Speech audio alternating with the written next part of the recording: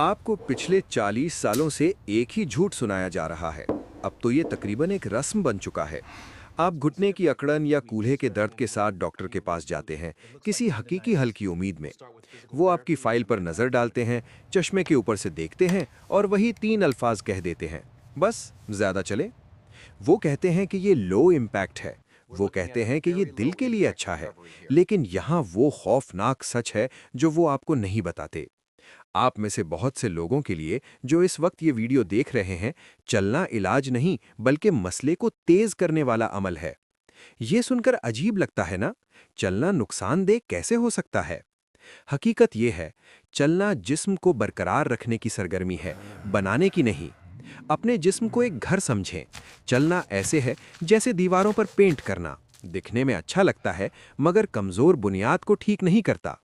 अगर आप पहले ही पट्ठों की कमी का शिकार हैं, एक खामोश बीमारी जिसे सार्कोपीनिया कहते हैं, जो दीमक की तरह अंदर से आपकी ताकत खा जाती है, तो कमजोर पट्ठों पर चलना खतरनाक हो जाता है।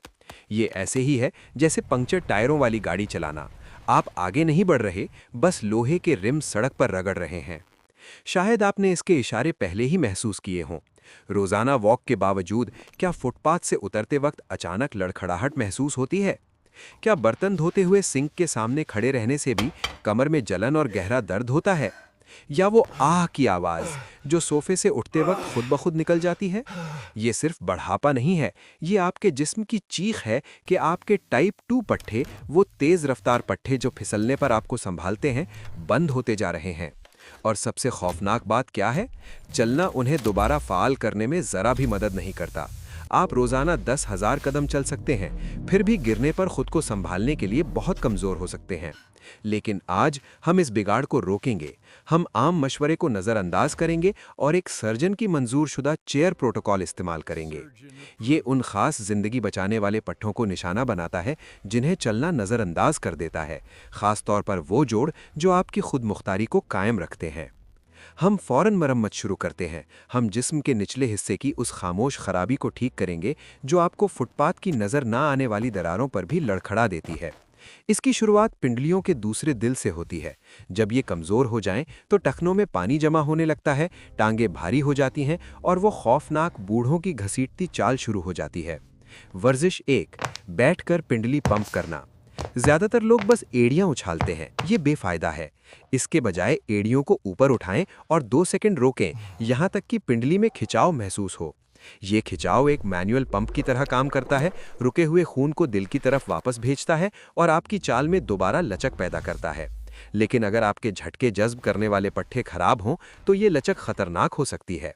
अगर कुर्सी से उठते वक्त घुटने में रगड़ या अटकाव महसूस होता है, तो इसका मतलब है कि रान के पट्ठे कमजोर हो रहे हैं।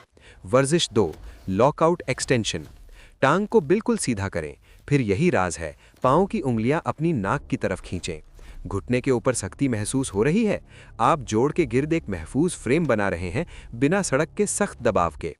आखिर में हम उस सबसे बड़ी वजह पर काम करते हैं जिसकी वजह से बुजुर्ग अपनी खुद मुख्तारी खो देते हैं, बाथरूम।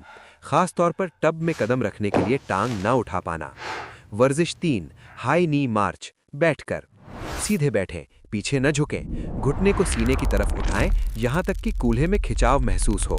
चलने से कूल्हे सिर्फ चंद इंच में हरकत करते हैं। ये वर्जिश गहरे जिंदगी बचाने वाले पट्ठों को जगाती है।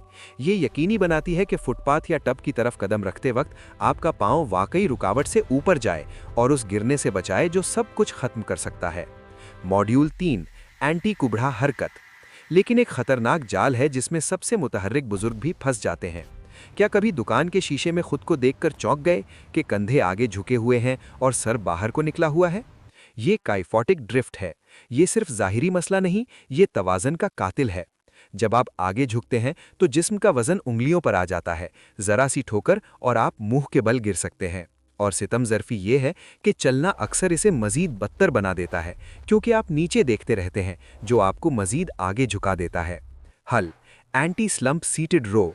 ये आप रेजिस्टेंस बैंड से कर सकते हैं या अपने हाथों से तनाव बना सकते हैं। बाजू आगे बढ़ाएं, फिर कोहनियों को जोर से पीछे खींचें, पसलियों के करीब रखते हुए। राज, तसव्वुर करें कि आप कंधों के बीच एक अखरोट तोड़ने की कोशिश कर रहे हैं। 3 सेकंड तक इसे दबाएं। ये हरकत आपके वजन को वापस कूल्हों के ऊपर ले आती है। ये फर्क है एक लड़खड़ाते मीनार और एक मजबूत स्तंभ के बीच। मॉड्यूल 5, खुद मुख्तारी का बादशाह। अब हम मुकद्दस राज तक पहुंचते हैं। ये वो एक हरकत है जिसे सर्जन आज़ाद जिंदगी की सबसे बड़ी पेशीनगोई मानते हैं, बैठना और खड़ा होना। ये चलने से बेहतर क्यों है? चलना बर्दाश्त है, लेकिन खड़ा होना ताकत है। ताकत वो चीज़ है जो 60 के बाद जिस्म छोड़ती है, और जब ये ख़त्म हो जाए तो आप फंस जाते हैं। हम सब ने ये लम्हा महसूस किया है, गहरे सोफे में धंसने के बाद वो खौफ, क्या मैं दोबारा उठ पाऊंगा? यही ताकत के ख़त्म होने की निशानी है। हरकत नो क्रैश स्क्वाट। कुर्सी को हिफाजत के लिए इस्तेमाल करें, सीधे खड़े हों। अब वो राज जो सब बदल देता है, वापस ना गिरें।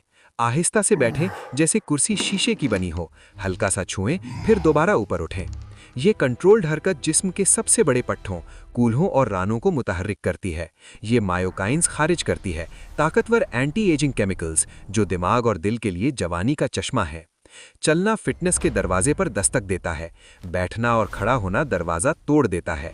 ये आपके जिस्म को कशिश शकल के खिलाफ खड़ा करता है, ताकि आप कभी किसी मदद के इंतज़ार में कैद ना हों। मॉड्यूल 5, खुद मुख्तारी का इख्तिताम, जज्बाती क्लोजर। तो आज आपके सामने एक चुनाव है, या तो आप बस चलते रहें और हैरान होते रहें कि जोड़ दर्द क्यों करते हैं और ताकत कम क्यों हो रही है, या फिर सिर्फ 10 मिनट कुर्सी पर बैठकर वो जिरहा बनाएं जो आपको नर्सिंग होम से दूर रखे। ये रूटीन दिखावे के लिए नहीं, ये बॉडी बिल्डर बनने के लिए नहीं, ये अपने काम खुद करने की इज्जत के बारे में है। ये आज़ादी के बारे में है कि आप अपने पोता पोतियों के साथ फर्श पर खेल सकें और पूरे यकीन के साथ जानें कि आप खुद उठ सकेंगे बिना किसी के फिक्र किए। लेकिन हाथों की बात आई है तो एक आखिरी छिपी हुई कमजोरी बाकी है। सर्जन इसे बायोलॉजिकल क्रिस्टल बॉल कहते हैं। ये मुस्तकबिल के हार्ट अटैक की सबसे बड़ी निशानी है और अक्सर सबसे पहले यही कमजोर होती है। अभी खुद को आजमाएं। अगर आप ताज़ा अचार का जार खोलने में मुश्किल महसूस करते हैं तो ये सिर्फ झुंझुलाहट नहीं, ये एक वार्निंग है। ये वो एहसास है जब एक छोटे काम के लिए भी मदद मांगनी पड़ती है, लेकिन आप इसे वापस मोड़ सकते हैं।